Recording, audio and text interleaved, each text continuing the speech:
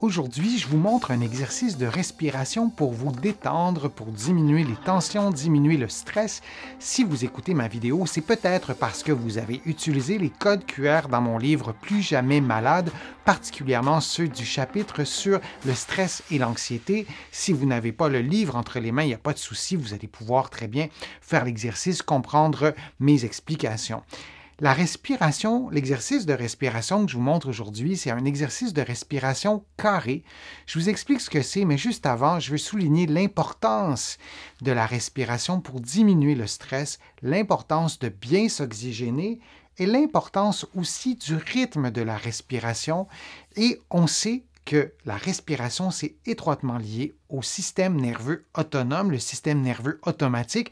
On respire plus de 20 000 fois par jour de façon autonome, de façon automatique, mais en même temps, on peut contrôler sa respiration et avec l'aide de la respiration carrée, un des avantages de ce type de respiration, c'est qu'on diminue la fréquence respiratoire, on respire moins vite et le fait de respirer moins vite, ça peut nous aider à diminuer les tensions, à diminuer le stress. Si vous avez un problème de stress chronique, un problème d'anxiété, je vous invite à consulter un professionnel de la santé mentale, des professionnels comme les psychologues, pour pouvoir évaluer, traiter et choisir avoir une bonne stratégie thérapeutique pour vous aider dans ce problème-là. Mais si vous souhaitez réduire votre stress, diminuer les tensions, avoir un outil que vous pouvez utiliser simplement, je pense que la respiration carrée, c'est un bel outil. Je le propose souvent à mes patients, par exemple, des patients aux prises avec de la douleur chronique. Souvent, ça vient avec un niveau de préoccupation, un niveau de stress et d'apaiser, de s'apaiser. Ça peut être fort utile. Alors, je vous montre en premier lieu l'exercice de la respiration carrée. Je vais vous le montrer avec une animation de la respiration. Pour l'instant, je n'ai pas démarré l'animation. Et vous voyez, il y a les poumons en rouge et le muscle, le diaphragme, qui est en bleu, juste en dessous, en forme de double coupole. Et la respiration carrée, ce que c'est, en fait, c'est qu'on va inspirer pendant 4 secondes. On va maintenir ce temps d'inspiration pendant 4 secondes. On va être en apnée pendant 4 secondes et on va expirer pendant 4 secondes et on va maintenir cette fin d'expiration pendant 4 secondes. Alors, vous voyez, c'est des cycles de 4 secondes. 4 secondes d'arrêt de respiration.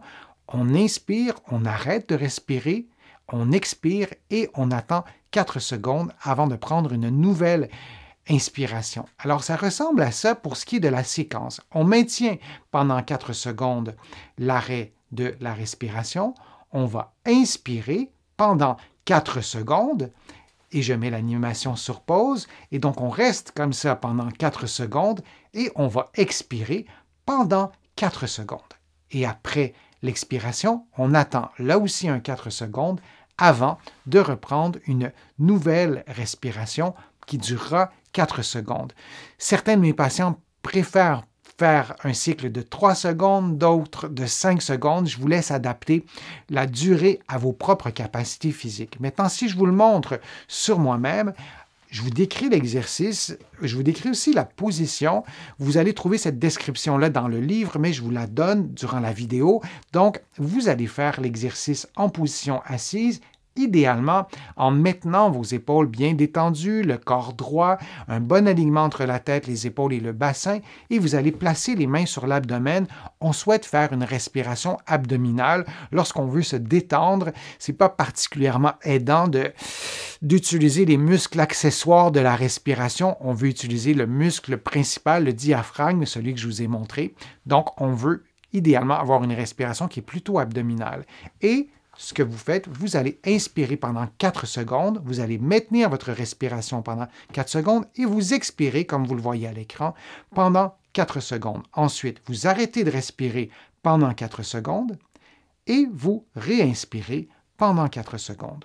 Vous maintenez cet arrêt de la respiration pendant 4 secondes et vous expirez pendant 4 secondes. Vous voyez, c'est quand même vraiment très, très simple. Et c'est intéressant de visualiser ce qui se passe avec votre diaphragme.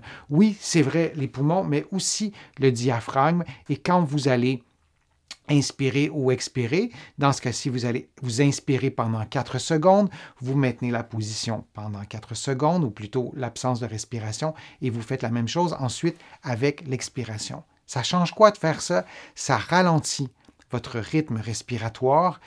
Normalement, on respire de 12 à 20 respirations par minute. Ça peut varier d'une personne à l'autre, mais là, vous voyez, vous allez prendre 2 fois 8 secondes, donc 16 secondes. Alors, votre cycle, votre fréquence respiratoire va être nettement en dessous de 12 ou de 20 respirations par minute. Et le fait de ralentir le rythme de la respiration, ça nous aide à mieux s'oxygéner parce qu'on se concentre sur la respiration, on se concentre sur la respiration abdominale, sur l'expansion pulmonaire et aussi en ralentissant le rythme, on a un effet aussi sur le système nerveux parasympathique.